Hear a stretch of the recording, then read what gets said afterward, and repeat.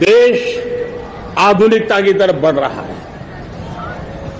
Highway हो, railway हो, airway हो, हाईवेज हो, इंफॉर्मेशन वेज, वाटरवेज हो, कोई क्षेत्र ऐसा नहीं है जिस क्षेत्र को आगे बढ़ाने की दिशा में आज देश काम न करता हो। पिछले 9 वर्ष में तटीय क्षेत्रों में हमने, आदिवासी क्षेत्र में, हमारे पहाड़ी क्षेत्र में विकास को बहुत बल दिया है। हमने पर्वतमाला, भारतमाला ऐसी योजनाओं के द्वारा समाज के उस वर्ग को हमने बल दिया है। हमने गैस की पाइपलाइन से हमारे पूर्वी भारत को जोड़ने का काम किया है। हमने अस्पतालों की संख्या बढ़ाई है। हमने डॉक्टर की सीटें बढ़ाई है ताकि हमारे बच्चे डॉक्टर बनने का सपना पूरा कर सके। हमने मातृभाषा में पढ़ाने पर बल दिया है।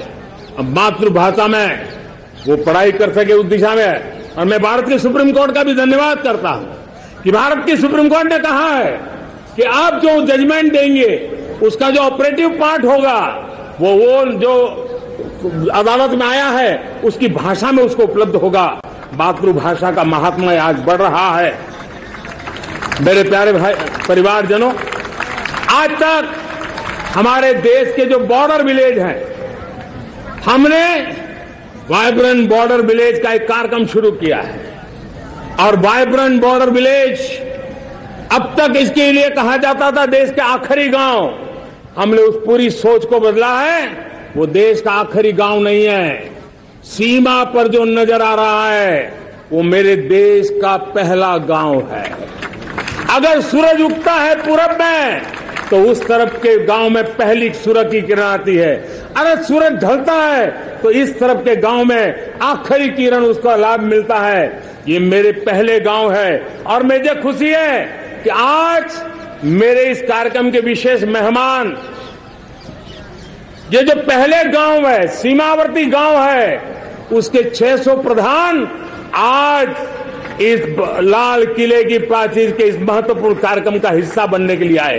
पहली बार वो इतनी दूर तक आए हैं, नए संकल्प और सामर्थ्य के साथ जुड़ने के लिए आया है। मेरे प्यारे परिवारजनों, हमने संतुलित विकास के लिए एस्पिरेशनल डिस्ट्रिक्ट, एस्पिरेशनल ब्लॉक की कल्पना की और आज उसके सुखद परिणाम मिल रहे हैं। आज राज्य के जो नॉर्मल पैरामीटर्स है, जो एस्पिरेशनल डिस्ट्रिक्ट कभी बहुत पीछे थे, वो आज राज्य में भी अच्छा करने लग गए हैं। और मुझे विश्वास है कि आने वाले दिनों में ये हमारे आकांक्षी जिले, हमारे आकांक्षी बॉल अवश्य आगे बढ़ेंगे। जैसे मैंने कहा था, भारत का चरित्र की चर्चा कर रहा था तो मैंने पहला कहा था भारत की एकता, दूसरा कहा था भारत श्रेष्ठता की तरफ बल दें, तीसरा कहा था विमेन लेड डेवलपमेंट की मैंने बात कही थी। और मैं आज एक बात और कहना चाहता हूं कि हम जैसे रीजनल एस्पिरेशन, मैंने चौथी बात कही थी, पांचवी महत्व की बात, और भारत ने उस दिशा में जाओ, और वो है हमारा राष्ट्रीय चरित्र विश्व मंगल के लिए सोचने वाला होना चाहिए। हमें देश को इतना मजबूत बनाना है जो विश्व मंगल के लिए भी अपनी भूमिका अदा करे। और आज कोरोना के बाद मैं देख रहा हूं जिस प्रकार से संकट की घड़ी में देश ने दुनिया की मदद की, उसका परिणाम है कि आज दुनिया में हमारा देश एक विश्व मित्र के रूप में, विश्व का अटूट साथी के रूप में आज मेरे देश की पहचान बनी है। हमें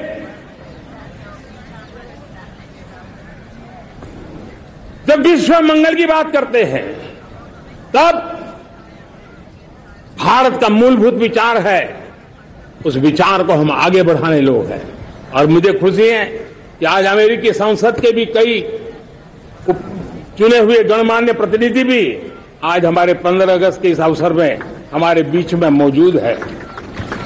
भारत की सोच कैसी है, हम विश्व मंगल की बात को कैसे आगे बढ़ाते हैं। अब देखिए, हम जब सोचते हैं तो क्या कहते हैं, हमने दुनिया के सामने ये दर्शन रखा है और दुनिया उस दर्शन को लेकर के हमारे साथ जुड़ रही है। हमने कहा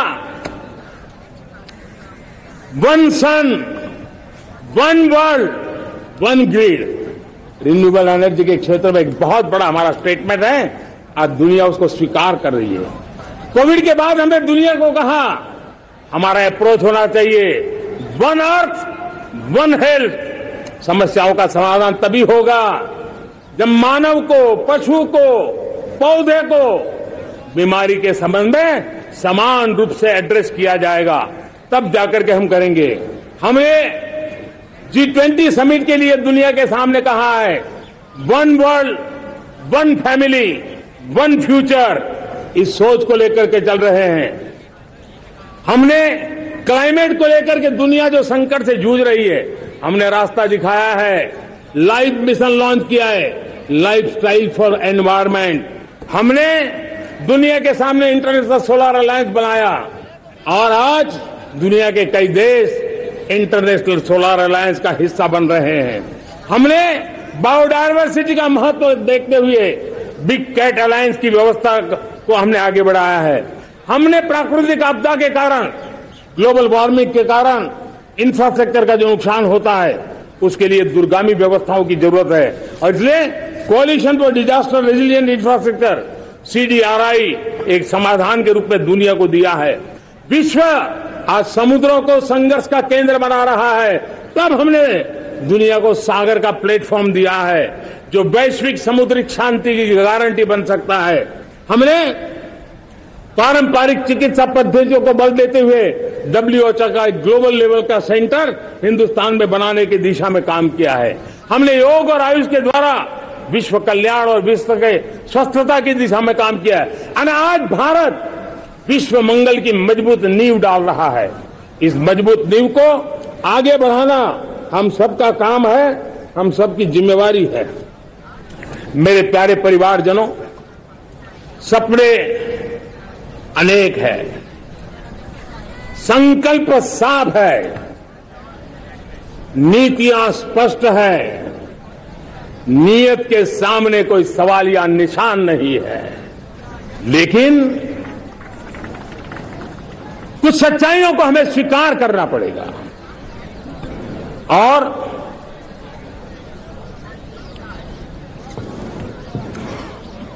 उसके समाधान के लिए मेरे प्रिय परिवारजनों, मैं आज लाल किले से आपकी मदद मांगने आया हूं।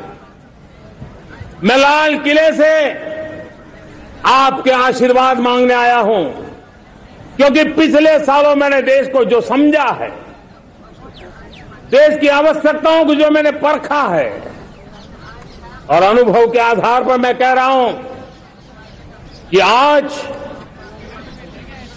गंभीरतापूर्वक उन चीजों को हमें लेना होगा।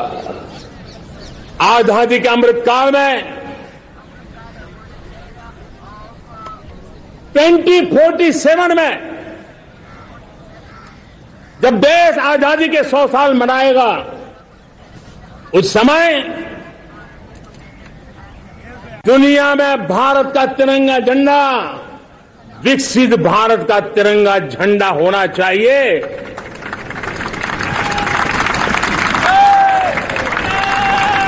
रत्ती भर भी हमें रुकना नहीं है, पीछे नहीं हटना है और इसके लिए शुचिता, पारदर्शिता और निष्पक्षता, ये पहली मजबूती की जरूरत है। हमें उस मजबूती को जितना ज्यादा खाद पानी दे सकते हैं, संस्थाओं के माध्यम से दे सकते हैं, नागरिक के नाते दे सकते हैं, परिवार के नाते दे सकते हैं, ये हमारा सामूहिक दायित्व होना चाहिए। और इसलिए पिछले 75 साल का इतिहास देखिए, भारत के सामर्थ्य में कोई कमी नहीं थी। अरे जो देश कभी सोना की चिड़िया कहा जाता था, वो देश क्यों न फिर से उस सामर्थ्य को लेकर के खड़ा हो सकता है। मेरा अटूट विश्वास है साथियों मेरे प्रिय परिवारजनों, मेरा अखंड अतुष्ट एक निष्ठ विश्वास है कि 2047 में जब देश आजादी के 100 साल मनाएगा, मेरा देश विकसित भारत बन के रहेगा।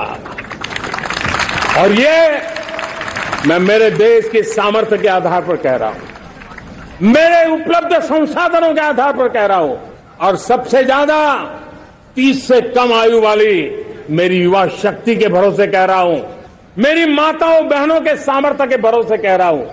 लेकिन उसके सामने अगर कोई रुकावट है, कुछ विकृतियां पिछले 75 साल में ऐसे घर कर गई है, हमारी समाज व्यवस्था का ऐसा हिस्सा बन गई है कि कभी कभी तो हम आंख भी बंद कर देते हैं।